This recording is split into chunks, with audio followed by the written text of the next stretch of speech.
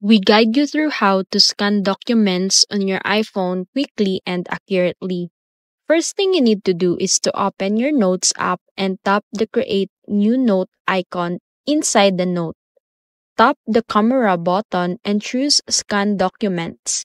Point your iPhone at the paper you want to scan and let the camera automatically detect the edges. Your iPhone will capture it on its own. Or you can press the shutter button to scan manually. After scanning, you can drag the corners to adjust the edges for a cleaner result. Tap Keep Scan and continue adding more pages if needed. Once finished, tap Save and your scanned documents will be stored inside the note as a PDF style file. From there, you can share it through AirDrop, email, or messaging apps, or export it as PDF.